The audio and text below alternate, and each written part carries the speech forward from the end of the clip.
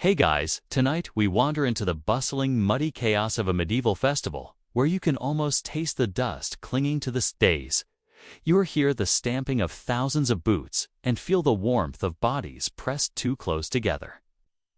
You probably won't survive this. Not if you're easily trampled or terrified of jostling crowds. That's the fun part. So, before you get comfortable, take a moment to like the video and subscribe button. Only if you genuinely enjoy what I do here. And while you're at it, drop your location and local time in the comments so we can see just how far across time and space this tale travels. Now, dim the lights. Maybe turn on a fan for that soft background hum, and let's ease into tonight's journey together. You trudge through the main thoroughfare, dodging merchants balancing baskets overflowing with shiny apples and roasted meats. Their wares precariously perched like edible skyscrapers. The smell of fried bread mixes with the tang of livestock. And someone nearby is arguing loudly with a cobbler over the price of boots that have probably been stitched in a hurry by a sleepy apprentice. Crowds press from every side. You catch yourself bumping into a woman carrying a baby on her hip, while a pair of drunken men stagger into your path, laughing and swaying like drunken puppets on invisible strings. Historians still argue whether these gatherings were more dangerous for peasants or for nobles who insisted on parading in tight armor through streets teeming with chaos. The sheer density of people can turn a lively festival into a perilous crush. You glance down an alley, imagining what it would be like if someone tripped the domino effect of bodies falling, feet stomping, the air thick with shouts and panic. This is not your Instagram-friendly Renaissance fair. This is mud and sweat and the occasional frantic shriek. Interestingly, some fringe accounts suggest that festival organizers sometimes employed early forms of crowd control, like assigning watchmen armed with sticks to steer the herd. But whether that actually reduced injuries is hotly debated. You might even catch a parade of flag-waving performers weaving through the throng, risking life and limb for applause, their banners smacking unsuspecting onlookers across the face. You shuffle past a group of children darting between ankles, squealing with glee while narrowly avoiding a horse-drawn cart clattering over uneven cobblestones. You can feel the heat radiating from pressed bodies, and your shoulder grazes a merchant carrying a basket of live chickens, which flap wildly, adding to the sensory assault. A cheeky thought drifts in. If a festival is a human petting zoo, you're the untrained animal.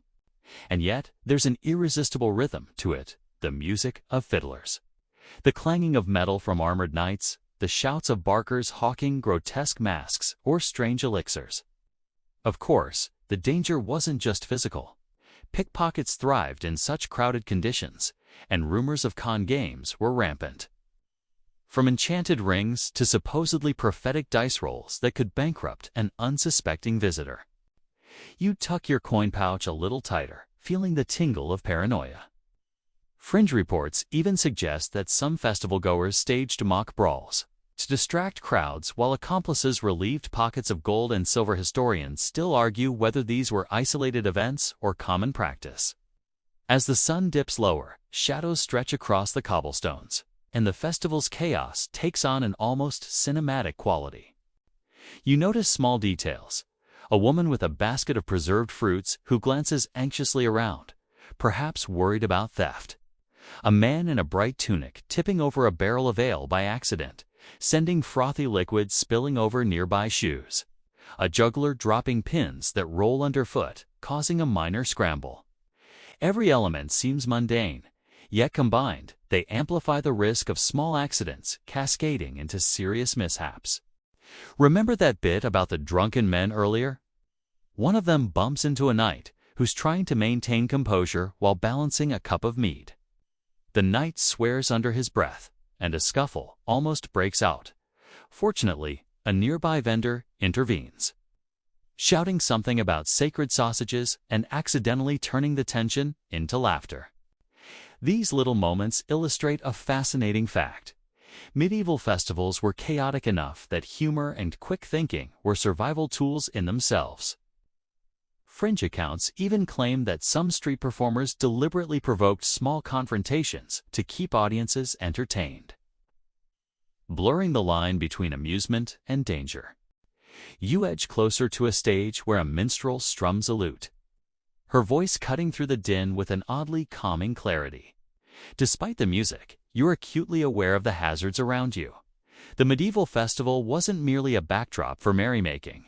It was a living, breathing organism of unpredictability. People slipped on muddy paths, horses panicked, food stalls toppled, and accidents happened with startling frequency. Historians still argue whether some of the more dramatic accounts like mass stampedes were embellishments designed to impress noble patrons or truthful records of human folly. Through all this, you can't help but notice the tangy mix of roasted meat, damp straw, and unwashed bodies mingling into something undeniably earthy. You step over a puddle that smells suspiciously like ale and, well, probably ale. Your boots squelch, and the jostling crowd pushes you forward. You laugh at yourself for worrying too much, even as your pulse quickens with every close call. It's thrilling, yes, but also a reminder that medieval festivals were precarious affairs where survival required a mix of alertness, luck, and perhaps a little cunning. By now, your senses are overloaded. Colors, sounds, and scents compete for attention. You take a moment to observe a juggler tossing flaming torches, a child gawking at a brightly painted puppet, a beggar weaving through the crowd hoping for a coin. Each vignette carries a small risk, from fire hazards to pickpockets to the unpredictable behavior of the crowd itself. It's easy to romanticize these festivals now with images of cheerful villagers dancing under banners. But in reality, stepping into one was akin to stepping onto a stage where every misstep could escalate. And yet, the excitement is infectious.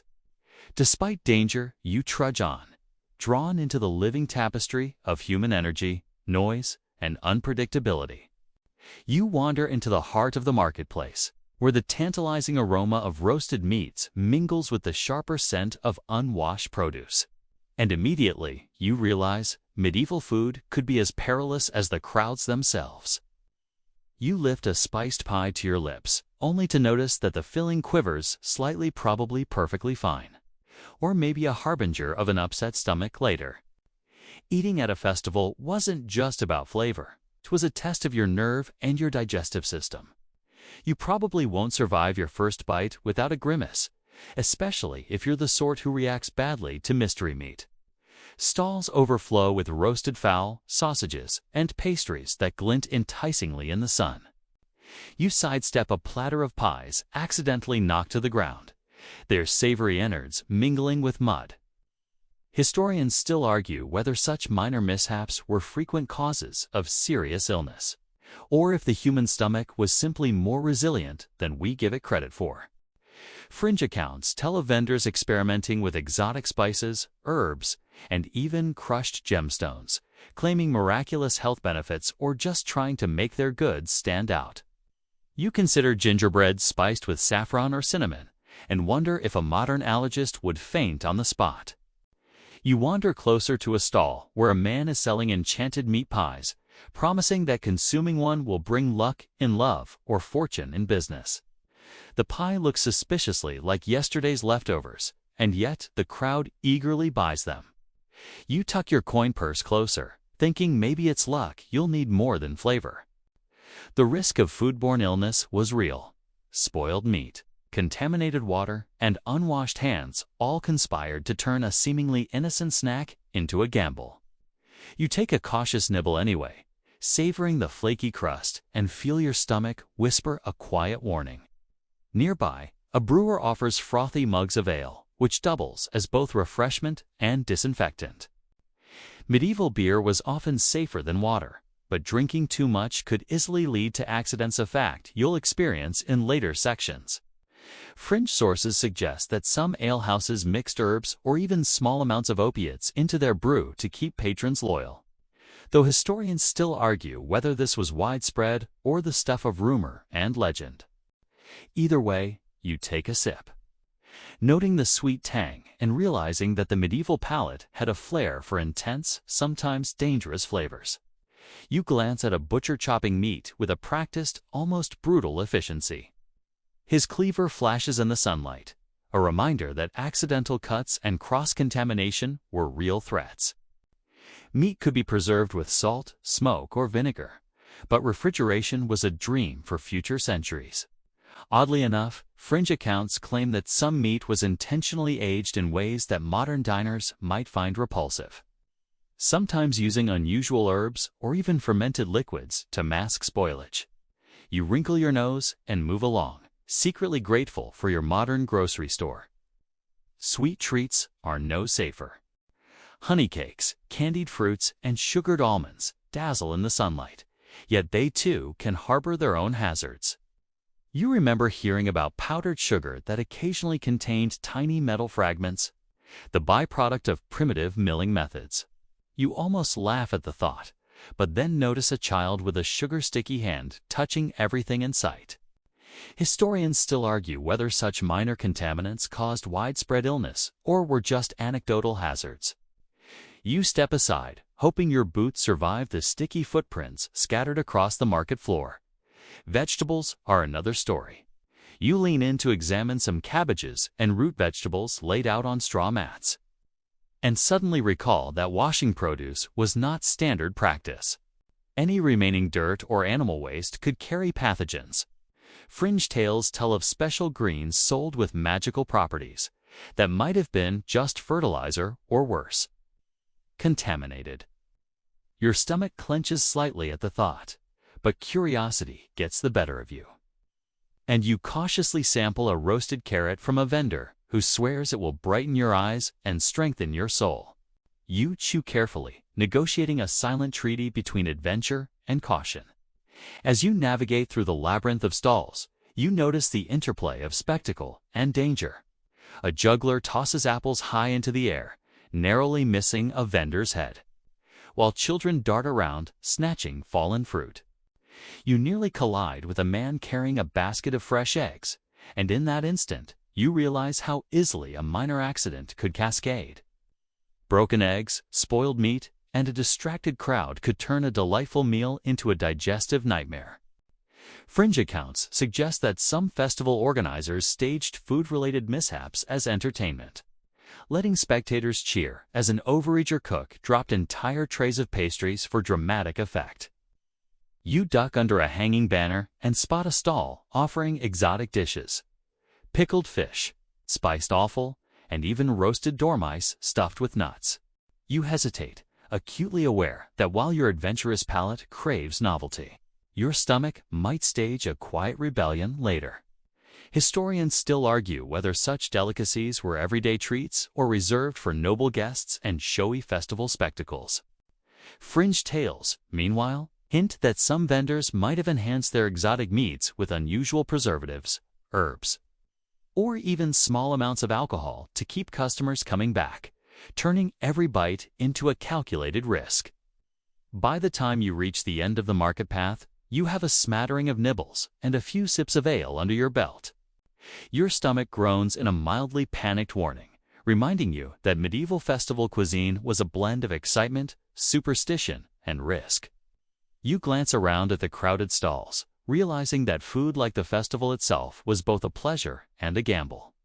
Every morsel, every sip, carried potential delight and danger, and the unpredictability was part of the thrill. You tuck the memory away, knowing that in just a few moments, other perils await, from intoxicated revelers to airborne animals. And the story of why medieval festivals could be dangerous is only just beginning. You grab a mug of frothy ale from a vendor, its head spilling over the sides, warm and sticky against your fingers. And instantly you feel the familiar tilt of intoxication settling in. Drinking at a medieval festival is like riding a teetering unicycle, thrilling, unpredictable, and prone to minor disasters. Around you, nobles laugh loudly, peasants stagger in rhythm to the music. And you realize that alcohol was the great equalizer and the great hazard of these gatherings. Historians still argue whether heavy drinking at festivals was socially sanctioned chaos or a recipe for widespread mayhem. Either way, the room more, rather the marketplace, the stage, and every open square, tilts as the festivities continue. A man nearby topples over a wooden barrel of ale, soaking himself and anyone unfortunate enough to be in the splash zone. You sidestep with a grimace, narrowly avoiding a collision with a stumbling juggler juggling flaming torches. You almost laugh at the absurdity, but the thought that someone could easily get burned or worse, trampled sends a shiver down your spine. Fringe accounts suggest that some performers intentionally push the limits of safety, turning minor accidents into spectacle, and spectators often cheered the near misses as much as the successful tricks. You clutch your mug tighter, realizing that balance is not just physical but social. One wrong move, one slip could spark chaos. The music shifts, a fiddle and drum combo, luring people into impromptu dancing. You feel pulled in, stumbling over cobblestones, your ale sloshing dangerously close to the edges of your cup. Dancing in a crowded festival square is simultaneously joyful and hazardous. Arms flail, shoes collide, and you acutely aware that someone's elbow could easily knock a child or a noble off their feet. Fringe chroniclers report incidents where a spirited dance turned into a brawl, with drunken peasants and tipsy aristocrats alike rolling in the mud. You take a step back, choosing observation over participation. But even that doesn't keep you completely safe. You notice a group of men in bright tunics playing a mock sword fight for amusement. Their wooden blades clash loudly, sparks flying from metal tips. You can't help but marvel at their skill, but also cringe at the obvious risk. One slip and a spectator could be accidentally smacked, or a performer could split an eyebrow. You remember reading that festivals often employed martial figures, responsible for keeping order during competitions and performances. But historians still argue whether these marshals were effective or more ceremonial than practical. Fringe tales even suggest some performers staged minor injuries intentionally, knowing that drama would draw bigger crowds. You sidestep a stray stick with a mix of awe and relief. Nearby, a group of villagers engages in a drinking contest, each participant chugging ale as quickly as possible while the crowd cheers. The risk is clear: nausea, falls, fights, and embarrassing displays of vulnerability. You watch, half amused, half cautious, thinking of your own tolerance and silently calculating how long it would take you to recover if you attempted the same feat. The medieval obsession with overindulgence is both fascinating and horrifying. Some fringe accounts claim that certain nobles even orchestrated drinking games to publicly humiliate rivals, turning intoxication into a tool of social power. Historians still argue whether these games were widespread or primarily exaggerated in chroniclers' tales. You weave through the crowd, dodging a man who is trying and failing to carry 3 mugs of ale without spilling. One topples, splashing across your boots. You inhale the familiar yeasty scent and remind yourself, at festivals, minor accidents are constant, and alcohol amplifies every misstep. You notice that even food and drink vendors sometimes contribute to the danger, with slippery spills and crowded service areas turning ordinary pathways into potential hazard zones. Fringe sources mention that some taverns outside festival areas staged minor accidents to add a thrill, creating a festival-like experience in miniature. But whether these stories are true or embellished remains up for debate. Children run through the squares, some with mugs of watered-down ale, or so you hope, others with sweets or small toys. You can't help but smile, even as you sidestep a group whose enthusiasm outweighs their caution. The combination of sugar, alcohol, and excitement creates an unpredictable mix, one that frequently leads to minor scuffles or spectacular tumbles. Historians still argue whether accidents involving children were more dangerous than those caused by adults, or if the chaotic supervision was just part of the cultural experience. Fringe accounts hint at mock rivalries among village children staged by adults, training them early in festival survival skills. A loud cheer erupts as someone successfully flips a jug of ale onto the roof of a nearby stall, the liquid spilling harmlessly, or so it seems. You shiver at the thought of a miscalculation. A jug falling the wrong way could knock someone unconscious.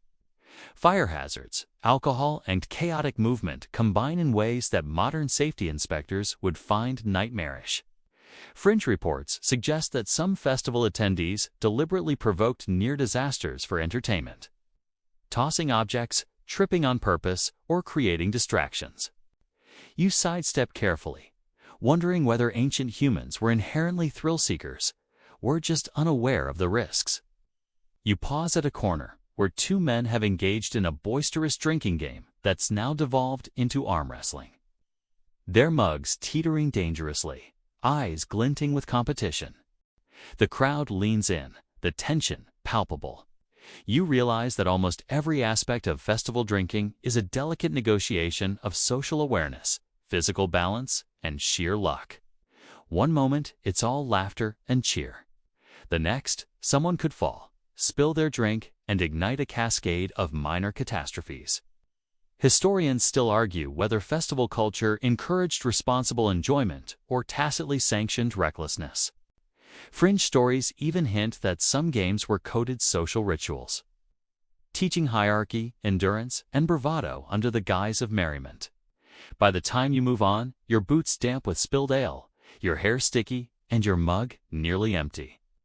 You understand a crucial truth. Drunken revelry at medieval festivals wasn't merely entertaining. It was inherently perilous. You've witnessed minor injuries, near collisions, and the constant, low-level panic of navigating crowded spaces where alcohol flows freely. The combination of human exuberance, slippery surfaces, and liquid courage made every step a calculated risk. And yet, despite or perhaps because of this risk, people returned year after year, drawn by the thrill, the spectacle, and the intoxicating sense that survival itself was part of the adventure. You press forward, still navigating the chaotic throng. And slowly, a new awareness settles over you: the invisible hazard of disease. Medieval festivals were perfect breeding grounds for illness, a fact that would make any modern germaphobe shiver. The scent of unwashed bodies mingles with the aroma of livestock, spilled ale, and sweat, creating a dense, almost palpable cloud of potential contagion. You probably won't survive without some risk of catching something, whether it's a stomach bug from that questionable meat pie or something far more insidious. Historians still argue whether festivals accelerated epidemics on a local or regional scale. But the evidence of repeated outbreaks following such gatherings is hard to ignore. Crowds press together, shoulders brushing, and you feel the invisible exchange of germs with every accidental contact. Children, oblivious to hygiene, dart through the throng, occasionally sneezing or coughing into the open air. Vendors wipe their hands on cloths used for everything from money to raw meat, and water for washing is scarce. Fringe sources suggest that some festival organizers were aware of illness risk and encouraged rudimentary hand-washing rituals, at least placement of water basins, though whether these actually slowed disease spread is debatable. You inhale cautiously, imagining all the invisible passengers riding the currents of warm, stagnant air. You glance at the livestock pens nearby, where goats, pigs, and chickens are jostled by festivalgoers. Animals, much like humans, were carriers of germs, and zoonotic diseases were a genuine threat. Someone drops a bucket of manure, the pungent scent hitting your nose, and you step around it, wondering if the visible filth is safer than the invisible pathogens lurking in the mud. Fringe tales even suggest that some herbalists attempted to purify the air with incense or aromatic herbs, believing strongly in the health benefits, though historians still debate whether this did more than comfort the olfactory senses. Handshakes, coin exchanges, and shared utensils contribute further to the invisible hazard. You clutch your mug tightly, hesitant to sip again, mindful that the person who poured it may have coughed into the froth moments before. Some fringe accounts report that clever vendors occasionally diluted drinks or cleaned cups with boiling water, though this was likely rare and inconsistent. The reality is that each interaction, an elbow bump, a handshake, a brush past a stranger, creates tiny opportunities for germs to travel from one body to another. The latrines, if you can call them that, offer little relief. You spot a row of wooden structures emitting a distinct, unmistakable aroma, their contents only semi-contained. You almost laugh at the idea of lining up here, knowing full well the risk of infection is high. Historians still argue whether medieval societies understood contagion in any scientific sense, though practical experience clearly made them wary. Fringe accounts hint at ritualistic cleansing, like bathing in rivers afterward or using pungent herbs to mask smells, practices that likely helped marginally but didn't eliminate risk. Children touch everything and everyone, adding to the viral roulette. You watch a toddler press sticky fingers against a merchant's coins, which will likely end up in the hands of another customer. You quietly sanitize your imagination, knowing that disease spreads silently, invisibly, yet relentlessly. Fringe stories claim that some communities even avoided festivals during known illness outbreaks. But historians debate whether this was common practice or simply anecdotal evidence. You duck under a banner to avoid being jostled, realizing that in medieval Europe, exposure to disease was almost an unavoidable part of social life. You notice a troupe of performers weaving through the crowd, their costumes dusty and probably harboring fleas. The thought strikes you. Even inanimate surfaces, tapestries, banners, and straw mats could carry disease. Fringe accounts speculate that some artisans and performers employed scented oils and powders not only for allure, but also as rudimentary insect repellents, though historians still argue whether such measures were effective. Every touch, every brush against fabric or hair represents a microscopic transfer of potentially harmful agents. And you shiver at the invisible drama unfolding around you. Suddenly, a man carrying a platter of cooked meats stumbles and the food spills onto the ground. You notice another spectator glance at it, hands hovering before quickly retreating, debating risk versus hunger. The decision-making process here is subtle yet fascinating. Humans have long weighed immediate satisfaction against potential danger. Fringe accounts report instances where festivalgoers ate food directly from the ground in desperate hunger, sometimes surviving, sometimes falling ill, while historians still debate whether these stories were exaggerated to illustrate poverty and resilience. You sidestep the mess, grateful your reflexes are quick. You pass by a cluster of spectators coughing and sneezing in unison, a small, unintentional chorus of contagion. It's remarkable how quickly disease could spread in such tightly packed spaces, and how often people didn't realize the source of their subsequent illness. Fringe accounts even suggest that some clever physicians observed festival crowds to study the movement of disease, noting that certain positions, distances, and interactions seemed riskier than others. Historians still argue whether these were systematic observations or scattered anecdotal notes. But the principle remains. Close human interaction at festivals was a perfect vector for transmission. By now, you're acutely aware of every inhalation, every accidental touch. You realize that disease at medieval festivals wasn't just a background worry, it was an ever-present companion, an invisible hazard riding along with every laugh, cheer, and step. Your senses are overwhelmed, and you feel a profound respect for those who attended these events, knowingly stepping into a melee of human joy, risk, and microbial peril.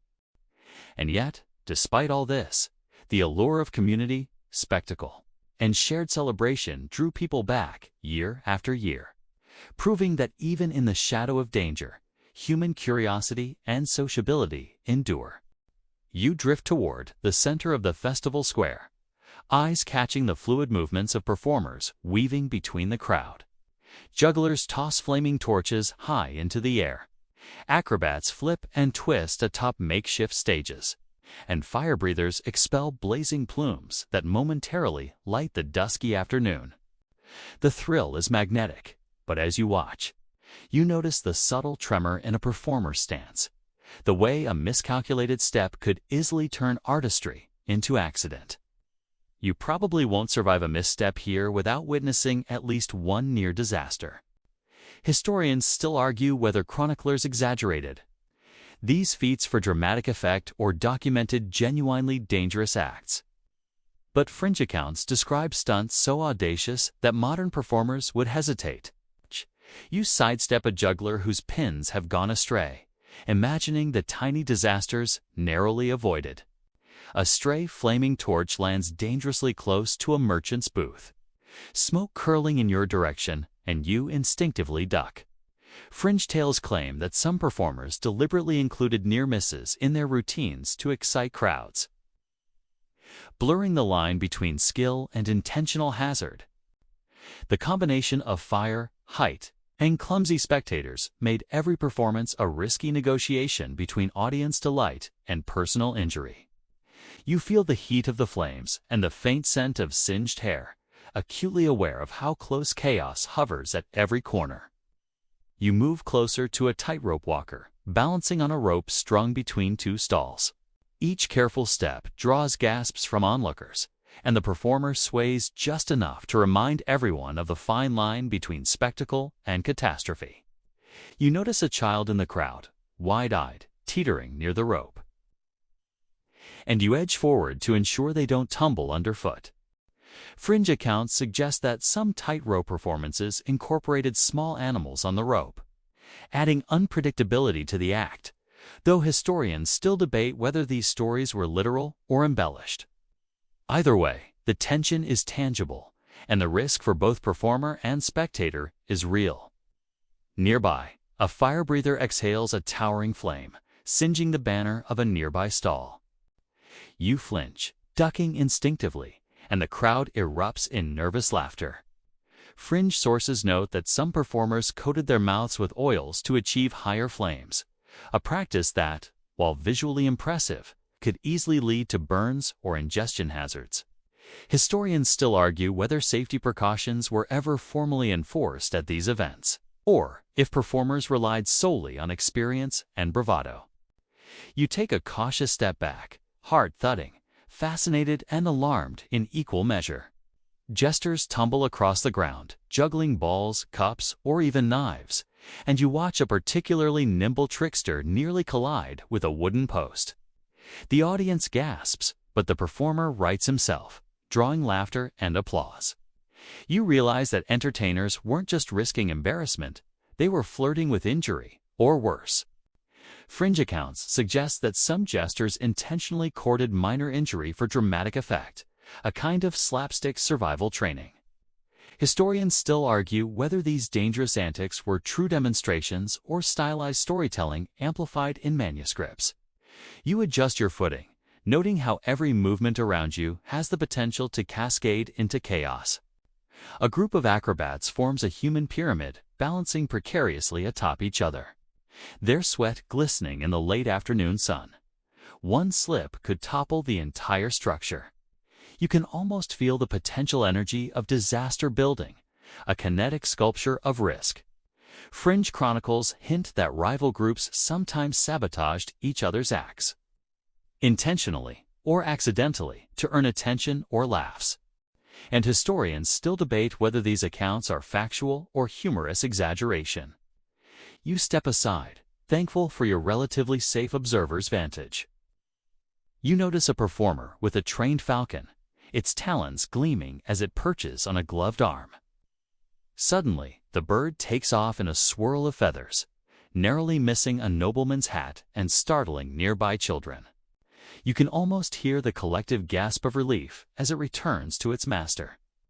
Fringe reports suggest that some exotic animals were used not just for display, but for tricks that could easily go awry, causing minor injuries or panic in crowded areas. Historians still argue whether these menageries were common features of festivals or rare extravagances reserved for special occasions. You drift toward a juggler throwing knives, the glint of steel catching the fading light. Each toss demands precise timing, and a single miscalculation could turn delight into disaster. Fringe accounts claim that some knife throwers would stage accidents to amplify suspense. A subtle dance of trust with the audience. Historians still debate whether these acts were genuinely hazardous or carefully rehearsed. But you feel the tension nonetheless. You duck instinctively as a knife arcs toward the wooden stage, missing by inches, a vivid reminder of how quickly performance and peril intersect. Nearby, a magician attempts sleight of hand tricks, palms moving faster than the eye can follow. You notice one trick involving small firebrands hidden under cups. Even minor mistakes could ignite a spill, sending sparks across straw-covered ground. Fringe accounts suggest that early magical acts occasionally doubled as fire safety demonstrations. A risky combination of wonder and caution. Historians still argue whether these were meant as practical lessons or pure entertainment, but the possibility of accidental combustion adds a layer of tension to the spectacle. By the time you move past the performers, your senses are saturated with sights, sounds, and smells. Fire, acrobatics, juggling, and exotic animals have all intertwined to create a living tableau of risk and delight. You realize that medieval entertainers were not merely amusing. They were integral to the festival's dangerous charm. Their performances carried real physical risk, sometimes bordering on reckless, yet the thrill was contagious. The audience lived vicariously through each misstep, each near miss, and each display of extraordinary skill. You step back, heart still racing, fully appreciating that even the most dazzling spectacle came with its share of perils, and that survival was part of the excitement, part of the memory, part of the story you're now walking through. You tighten your grip on your coin pouch, aware that navigating the festival means more than avoiding spilled ale. Flying torches or overzealous performers, it means protecting your valuables from a subtler slipper hazard, thieves, tricksters, and the occasional prankster. The carnival atmosphere acts like a magnet for opportunists, and you've probably won. Survived the day without at least one near miss of someone trying to relieve you of your hard-earned coins. Historians still argue whether petty theft was a chronic issue at festivals or merely exaggerated in stories to entertain or warn. But the evidence of pickpockets and con artists is everywhere. As you weave through the crowd, you notice a man with a loose cloak bumping deliberately into passersby. His movements are casual, almost graceful, but there's a tell in the way his hand flits near belts and pouches. Fringe accounts suggest that some of these accidental bumps were part of organized schemes, with accomplices distracting victims while another hand slipped into a purse. You pull your cloak tighter and take a wider berth, heart pounding as you navigate the invisible web of opportunism that blankets the square. A juggler passes by with a tray of coins balanced on one hand, flipping the pile expertly for entertainment. You watch, half in awe, half in suspicion. If one of these coins fell into the wrong hand or was deliberately dropped into a spectator's pouch, chaos could follow. Fringe tales describe con games where performers staged mistakes to divert attention, allowing thieves to lift purses or coins unnoticed. Historians still debate whether such tactics were routine or isolated anecdotes, but the potential for mischief is clear. You sidestep a young woman holding a small box, probably containing jewelry or trinkets, and notice a man leaning casually against a post.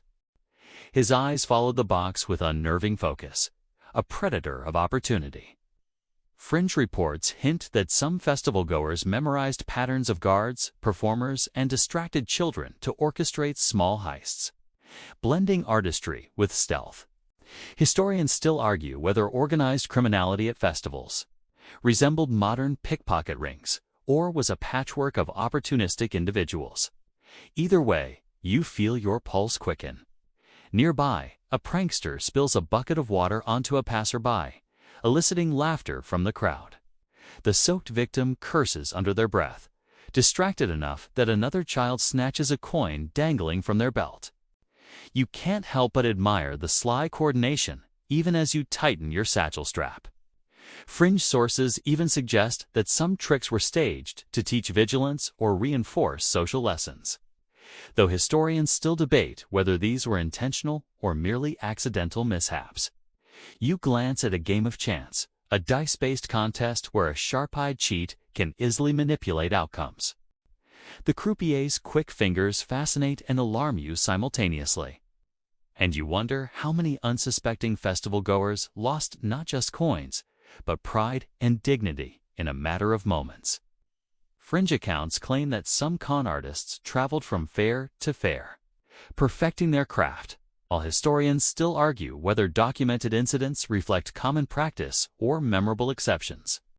You step carefully, aware that even your attention could be a liability if a skilled trickster chose you as a target. You round a corner and notice a group of performers engaging in a mock dispute. They're shouting, drawing a curious crowd. While everyone's attention is on the spectacle, a pair of nimble fingers dart through the crowd, lifting purses and pouches with practiced ease. Fringe accounts suggest these distractions were often timed with music or acrobatics to reduce detection. And historians still debate whether these techniques were taught, instinctual, or purely opportunistic. You adjust your footing, keenly aware of the layers of attention and misdirection surrounding you. Children dart around, playing small pranks, sometimes stealing nuts, apples, or coins from distracted adults. You can't help but smile at the ingenuity, even while acknowledging the potential for minor conflicts. Fringe accounts suggest that some children were unofficial apprentices to festival tricksters, learning early how to blend entertainment with subtle theft. Historians still argue whether such practices were culturally accepted training or isolated curiosity, but the potential for chaos is undeniable. A man in a flamboyant hat bumps against your shoulder, mumbling apologies. You instinctively check your pouch, heart thudding, only to discover nothing missing yet. Fringe reports hint that such bumps were often practice runs, gauging reactions or testing security before an actual theft attempt.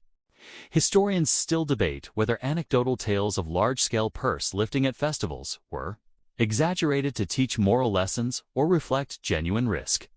You continue, more alert now, your eyes scanning for subtle cues in body language, misaligned clothing, and the telltale flutter of distracted hands. You pause near a stage where performers demonstrate sleight-of hand tricks, tossing coins into the air, catching them with incredible speed. You watch, both mesmerized and slightly paranoid. The same techniques used for entertainment could easily be adapted for theft. Fringe tales describe rogue performers using magic tricks to distract nobles while accomplices removed coins from pouches, blending spectacle with subtle criminality. Historians still argue whether these methods were frequent or rare. But the lesson is clear: vigilance is as crucial as agility in navigating the festival. By now, your nerves are heightened, your senses attuned to every bump, shuffle, and glance. You realize that navigating the festival is a constant negotiation between delight and danger, amusement and alertness, pickpockets, tricksters, and mischievous children all combine to make the seemingly harmless act of walking and enjoying the fair a careful dance of observation and instinct. You marvel at the ingenuity of these opportunists, and yet the knowledge that small errors could result in loss or embarrassment keeps you moving cautiously, aware that at medieval festivals, entertainment and danger were inseparable partners. You hear the sudden squeal of hooves and the flapping of wings, and your heart jumps as a pig barrels through the crowd, narrowly missing your boots. Medieval festivals weren't just chaotic because of people, they were also teeming with animals, both domestic and exotic, each adding its own unpredictable element to the melee. You probably won't survive your first encounter with the livestock parade without a minor heart attack, or at least a sudden dash sideways. Historians still argue whether large-scale animal displays were primarily for spectacle or for practical demonstration of wealth and skill. But the hazards are clear. Animals, no matter how trained, introduce a new layer of danger. You sidestep a runaway goat, its tiny hooves clicking against cobblestones as it barrels into a stall of apples. The vendor's cries are lost in the general cacophony, and you can almost smell the squashed fruit. Fringe sources suggest that some festival organizers used animals deliberately for entertainment, setting them loose in controlled chaos to test crowd reactions or, less charitably, to watch the inevitable minor disasters unfold. Either way, the unpredictability of an animal moving through throngs of people creates an ever-present risk of injury. Nearby, a menagerie is on display. Exotic birds in cages, a monkey perched atop a decorative cart, and a small collection of reptiles that seem alarmingly lively. You pause, noting that the mere presence of these creatures could incite panic or curiosity-fueled accidents. Fringe accounts describe instances of exotic animals being released accidentally or intentionally to startle the crowd, producing both amusement and chaos. Historians still debate how widespread such practices were, but even a single mishap could escalate quickly in a dense festival square. A rooster escapes its pen and dashes across the path, and you jump aside as it flaps into the legs of a young nobleman. The ensuing commotion triggers laughter, minor injuries, and a scramble of children chasing after it. Fringe sources suggest that some organizers staged these escapes as interactive elements of the show, blending animal antics with human reactions. Historians still argue whether these stories are embellishments or reflect authentic festival experiences, but the lesson is obvious. Animals multiplied the unpredictability of the environment. You move toward a pen of pigs, noting the scent of mud and straw mingling with the perfume of roasted meats from nearby stalls. One pig slips on wet straw and rolls into a vendor's cart, sending jars and baskets flying.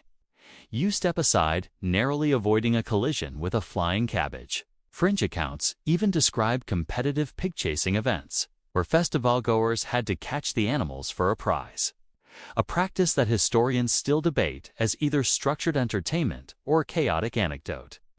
The risk of bruises, scratches, and minor tramples is palpable. Birds of prey are next on display, perched atop wooden beams, their talons gleaming in the sunlight. A sudden squawk, and one takes flight, brushing against a spectator's shoulder.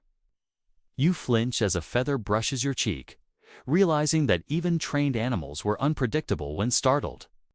Fringe tales suggest that falconry demonstrations sometimes involve small miscalculations to impress audiences, though historians still argue whether these were routine or exceptional. The combination of awe and hazard keeps your senses sharp, attuned to both visual spectacle and potential accident. You notice a monkey climbing atop a vendor's cart, its mischievous eyes surveying the crowd. In an instant, it grabs a small bag of coins and darts away, eliciting laughter, shouts, and a mild chase. Fringe sources claim that such primates were trained to steal items for amusement. Occasionally, they took things too far, creating genuine disputes. Historians still debate whether these tricks were common entertainment or isolated curiosities. You shake your head in disbelief, realizing that even animals had learned the festival rules of chaos better than some humans. As you continue, you glimpse a small pond set up for a miniature aquatic display, complete with ducks and geese. A sudden squawk, and one bird flaps its wings in panic, sending a spray of water across a nearby group of children. You step carefully around the puddles, noting that wet surfaces combined with excited animals create slip hazards. Fringe accounts describe deliberate duck races, where festivalgoers encourage birds into chaotic sprints, delighting the audience while risking minor injuries. Historians still argue whether such competitions were formalized events or spontaneous entertainment. A man parades a small exotic creature, perhaps a tame fox or badger, through the festival. The animal, curious and unpredictable, darts between legs, causing a chain reaction of startled steps. Fringe tales claim that some animals were trained to perform tricks in ways that increase suspense and potential for mishap. Historians still debate whether audiences expected controlled displays or accepted a level of chaos as part of the fun. You sidestep another tumble, heart racing, and realize that vigilance is a constant necessity. Finally, you reach a pen of larger livestock cows and oxen. They're bulk enough to intimidate anyone. One animal snorts loudly, spooking nearby festival-goers and creating a small wave of panic. Children scream, adults stumble, and vendors scramble to secure their goods. Fringe accounts describe similar incidents where organizers used livestock parades to display strength and wealth, with historians still debating how often such events devolved into genuine hazards. You take a deep breath, acknowledging that animals added a thrilling, unpredictable, and sometimes dangerous dimension to the festival experience, reminding you once again that every step through this medieval world required alertness, agility, and a healthy respect for chaos. You trudge along the festival grounds, the sun beginning to dip low, casting a warm, amber glow across the bustling square. A hush falls suddenly as a religious procession winds its way through the crowd, and your pace slows, senses sharpening. Statues of saints gleam in the fading light, balanced carefully atop decorated platforms, while chants fill the air, reverberating against the stone buildings. You probably won't survive the day without noticing the tension in these moments, where devotion and spectacle collide in ways that can spark both awe and chaos. Historians still argue whether religious festivals were primarily spiritual celebrations or opportunistic displays of authority. Yet the mix of piety and unpredictability is palpable. You step carefully, sidestepping a group of kneeling devotees, feeling the subtle crush of bodies around you. One nobleman shoves impatiently to gain a better view, bumping another and prompting a small, sharp argument. Fringe accounts suggest some festivals intentionally staged rival processions or overlapping ceremonies to create dramatic tension, while historians still debate whether these were sanctioned strategies or spontaneous clashes. The air feels charged with energy, a quiet kind of danger threaded beneath the chants and prayers. Children weave through the crowd, tossing coins toward statues and kneeling worshippers. One slips on a cobblestone, nearly toppling into a vendor's cart. You step back to avoid the spill, heart racing as the mingling of youthful exuberance and dense crowds amplifies risk. Fringe sources hint that children were sometimes allowed to participate in processions to teach reverence or just to add a layer of playful unpredictability, though historians still argue whether this practice was widespread or occasional. Each movement of the crowd is like a subtle dance of avoidance and observation. Nearby, a group of clergy advances slowly, their robes trailing across the stones. You notice a few young nobles gesturing, trying to capture attention, misinterpreted by others as irreverence. Fringe accounts suggest organizers sometimes encouraged minor clashes of interest among groups to enhance the spectacle, while historians still debate whether these tensions were engineered or simply an inevitable byproduct of large gatherings. You edge around a nudged spectator, realizing how delicate the balance between devotion and disorder truly is. A small contingent of masked penitents approaches, moving rhythmically and silently. Their faces obscured, gestures ambiguous, they create a strange tension. People misread movements, bumping into each other, eliciting startled reactions. Fringe accounts describe minor scuffles that erupted in such circumstances, while historians still argue whether these incidents were ritualized and expected or truly accidental. You sidestep carefully, noting that the mystery of hidden faces adds both intrigue and risk to the crowded, sun-dappled square.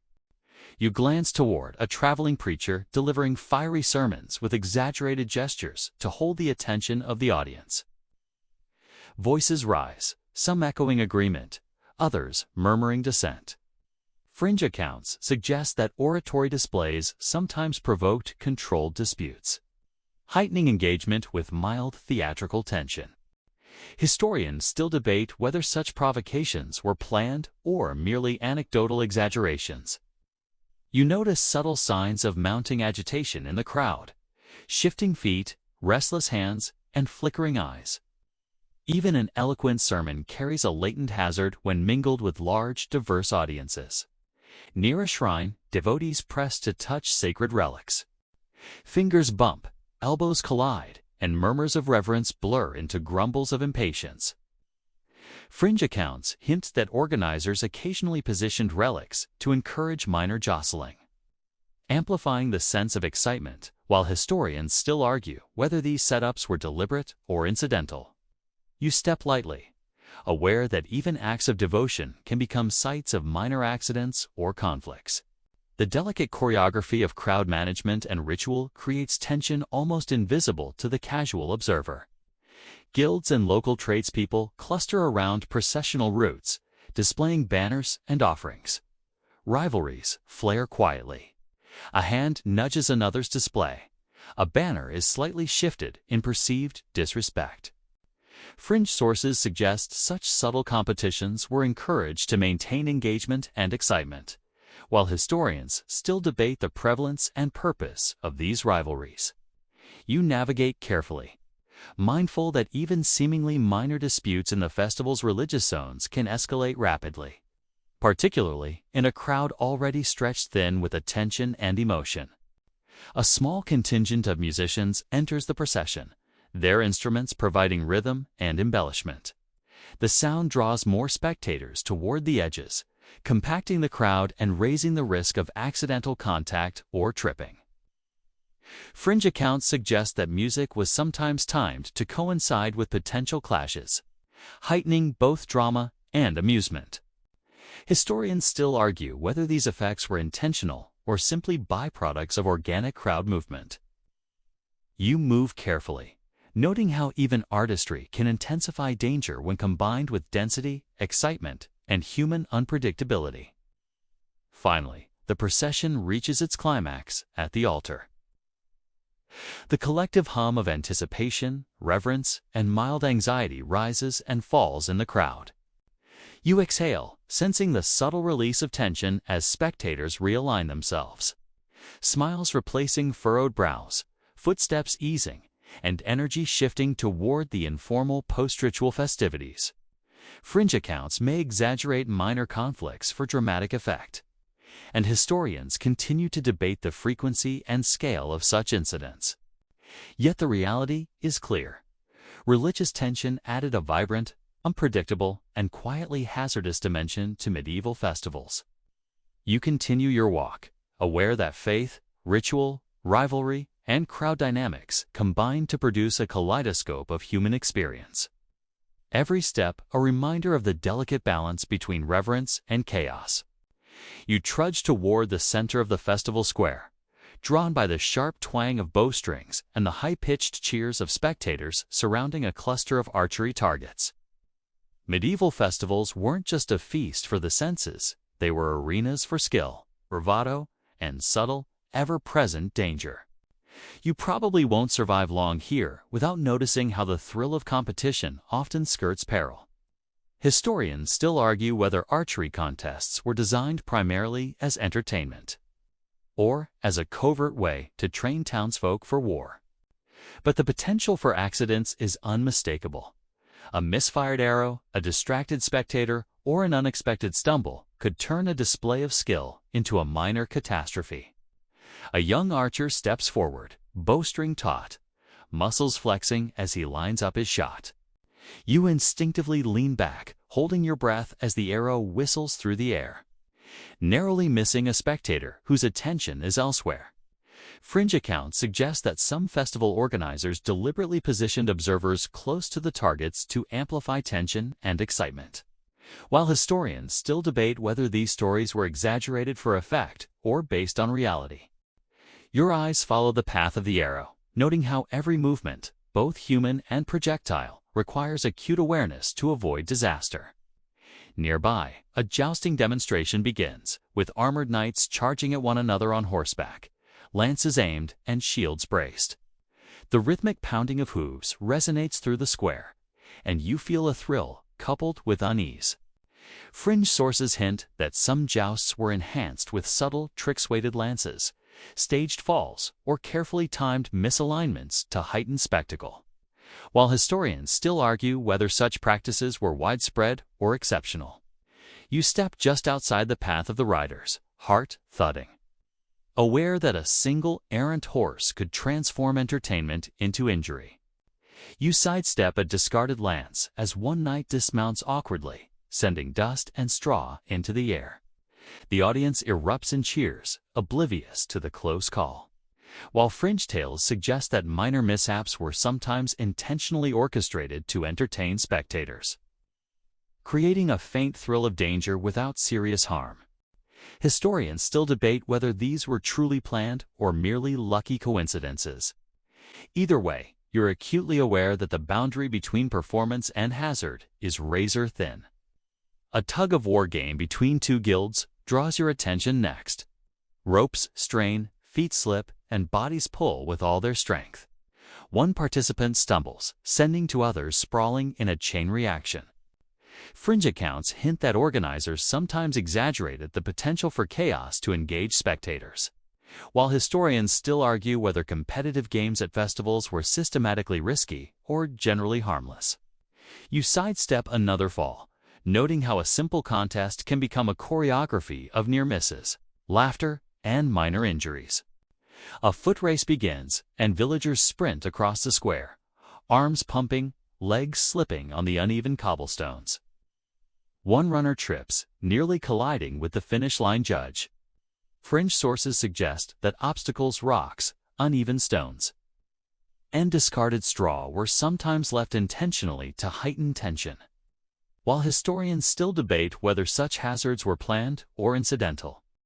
You dodge a flying hat and clapboard, heart quickened by the sense of controlled chaos. Nearby, a falconry display captures the crowd's attention. A hawk swoops low, talons extended, feathers brushing against spectators' heads. Fringe accounts describe training exercises that deliberately tested the bird's proximity to humans, occasionally resulting in minor scratches. While historians still argue whether these demonstrations were common or rare, you step cautiously, admiring the skill while acknowledging the inherent risk in close-quarters aerial maneuvers. A wrestling contest unfolds on a small stage, two burly men grappling fiercely. You probably won't survive watching long without wincing at each twist, slam, and near fall. Fringe tales claim that some bouts were lightly choreographed to maximize audience gasps, while historians still debate whether wrestling was primarily sport, performance, or both. You edge around the stage, realizing how every spectator's proximity increases the likelihood of minor collisions. A knife-throwing demonstration begins, the sharp steel glinting in the afternoon sun. The performer's assistant stands rigidly against the target board, trusting precision and timing. Fringe sources suggest that dramatic near misses were encouraged to enhance suspense, while historians still argue whether such performances were inherently dangerous or carefully controlled spectacles. You shift slightly, appreciating the fine line between skill and peril, heart skipping at each passing blade. Nearby, a small catapult tosses stones at wooden targets, drawing children who duck, squeal, and cheer. Fringe accounts claim occasional misfires added unexpected drama, while historians still debate whether these incidents were isolated or reflective of common festival risk. You carefully step around stray projectiles, noting how playful activities blend amusement with minor hazards. Finally, apprentices spar with wooden swords in a fencing demonstration. Each parry and thrust carries the potential for bruises or scrapes, especially with a crowd leaning forward to catch every movement. Fringe sources hint that instructors sometimes encourage subtle miscalculations to teach caution, while historians still argue whether these techniques were systematic training or anecdotal guidance. You watch closely, appreciating the mixture of skill, danger, and crowd dynamics, aware that contests, displays, and games at medieval festivals were both thrilling and inherently hazardous. The sun dips low, painting the festival grounds with long shadows that stretch like sleepy fingers across cobblestones and straw-strewn lanes. You feel the gentle fatigue settling into your muscles and the soft thrum of adrenaline fading, though danger still lingers in subtle forms. You probably won't survive a casual walk toward the festival exit without noticing the residual hazards. Uneven paving stones, the occasional discarded barrel, and festival-goers who have lost their carefulness after hours of excitement. Historians still argue whether post-festival injuries were more frequent than those during the peak of the day. But the evidence of bruises, twisted ankles, and minor scrapes is impossible to ignore. A barrel tipped haphazardly against a stall catches your attention, and you step carefully around it, narrowly avoiding a collision with a man swaying from one to many mugs of ale. Fringe accounts suggest that organizers sometimes left obstacles intentionally to provoke laughter or keep the crowd alert until the very end. While historians still debate whether these tricks were deliberate or merely anecdotal exaggerations. Either way, your awareness sharpens, sensing that even the subtle detritus of the day's revelry carries risk. Children still dart across your path, their energy undimmed by hours of play and festival food. One trips on a stray rope, nearly toppling into another child, eliciting a chorus of startled squeals and frantic laughter. Fringe sources suggest that minor accidents among children were sometimes encouraged as impromptu games. While historians still argue whether such interactions were structured or simply spontaneous, you step carefully, noting how youthful exuberance multiplies the subtle hazards of the winding, uneven pathways. The smell of smoke from extinguished fire pits mixes with the lingering aroma of roasted meats and damp straw, reminding you of the day's earlier chaos. You skirt a small pile of ashes, mindful of potential burns or respiratory irritation. Fringe accounts hint that fire displays sometimes lingered longer than necessary for dramatic effect, while historians still debate whether these residual hazards were recognized and mitigated. You inhale carefully, aware that even seemingly harmless remnants of earlier spectacle can pose minor threats in the post-festival calm. You notice livestock being herded out, pigs, goats, and horses moving with surprising grace despite their bulk, nudging spectators and bumping into carts. Fringe tales suggest organizers timed animal movements to maintain engagement, while historians still argue whether such orchestrations were controlled or improvised. You sidestep a stubborn goat, appreciating the continuing unpredictability of animals in crowded, shifting spaces. Performers gather their props, juggling pins, flaming torches, and even half-eaten pies, weaving carefully through lingering spectators. One pin slips, skittering across the cobbles, and you jump back just in time. Fringe accounts claim that performers sometimes tested audience reflexes with minor late-day mishaps, while historians still debate whether these were intentional or incidental. Your pulse quickens at the reminder that even after hours of spectacle, vigilance remains essential. Nearby, a vendor packs away goods, stacking crates and sweeping straw. A rolling apple slides beneath your foot, forcing a careful sidestep. Fringe sources suggest that obstacles like this could serve as playful last-minute tests of attention, while historians still argue whether these anecdotes reflect deliberate design or coincidental clutter. You laugh softly at the reminder of how quickly small hazards can escalate in the right conditions. The crowd begins to thin, the clamor softening to a murmur, punctuated by distant music and fading laughter. Shadows stretch long and soft across the ground, highlighting irregularities that were previously invisible. Fringe accounts suggest organizers may have relied on natural lighting and shadows to guide movement subtly toward exits. While historians still debate whether such spatial manipulation was intentional, you step lightly, sensing the persistent, subtle dangers of fatigue, uneven surfaces, and lingering debris. As final clearing begins, guards herd stragglers toward the exits. Vendors stow remaining merchandise, and performers retreat with their props. People stumble, distracted by exhaustion and lingering merriment. Fringe sources describe this last-minute chaos as an added layer of entertainment, while historians still argue whether it was planned or simply the inevitable result of a day's energetic consumption. You walk cautiously, aware that even post-festival routines can harbor minor risks. Finally, the square empties. Lanterns flicker, banners sway in the evening breeze, and the scent of smoke, straw, and distant cooking fires lingers faintly. You breathe deeply, reflecting on the day, the hazards of food, drink, disease, animals, crowds, thieves, fire, performers, religious processions, and competitions, all interwoven into a vibrant, chaotic tapestry. Survival required vigilance, luck, and an instinctive awareness of your surroundings. Fringe accounts may exaggerate some dangers. Historians may debate frequency or scale. But the essence remains. Medieval festivals were simultaneously thrilling and precarious. You step out into the cool evening air, exhilarated, mindful of your narrow escapes, and profoundly aware that delight and danger were inseparable companions in this lively, unpredictable world. The festival slowly fades into memory as you step away from the crowded square, the golden light of dusk softening every edge and corner. Your limbs ache pleasantly, a reminder of the day's exertion, and the scents of roasted meats, spilled ale, and straw linger faintly. Mingling with the cool evening air, you feel a gentle, calm settle over you, the adrenaline of near misses and excitement giving way to a contemplative quiet. Imagine yourself walking along a path flanked by trees. The distant sounds of laughter and music, now faint whispers, carried softly on a breeze that cools your flushed cheeks. You notice how the details of the day, the stumble of a child, the slip of a goat, the flare of torchlight begin to blur, their edges softened by memory, yet the sense of thrill remains vivid.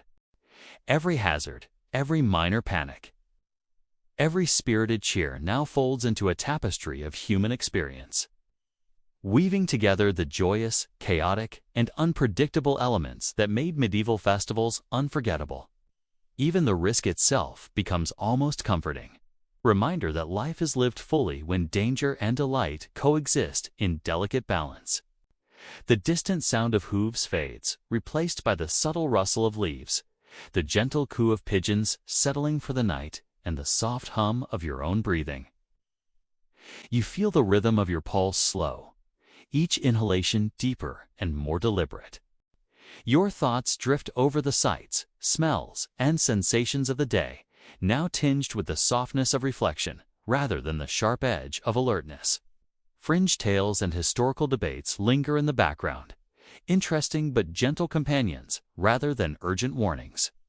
You imagine a quiet room, the shadows stretching long and soft across the floor, and the comforting weight of a blanket pulling you gently into rest. The excitement, the chaos, the laughter, and even the near misses dissolve into a comforting hum of recollection, leaving behind only the warmth of shared human experience. Your senses, once acutely attuned to the hazards around you, now settle into gentle observation, appreciating the subtle interplay of risk, joy, and survival that defined the medieval festival experience. As your mind drifts, you feel a sense of gratitude for the resilience and curiosity of those who came before, for the humans and animals, the performers and pranksters, the devout and the mischievous, all coexisting in that lively, precarious world. The festival, in its totality, becomes not just a story of danger, but a celebration of life's richness, unpredictability, and enduring spirit. You inhale one last time, the soft evening air carrying the faint echo of laughter and music, and feel yourself easing gently toward sleep. The day's vivid tapestry folding into the calm, quiet comfort of the night.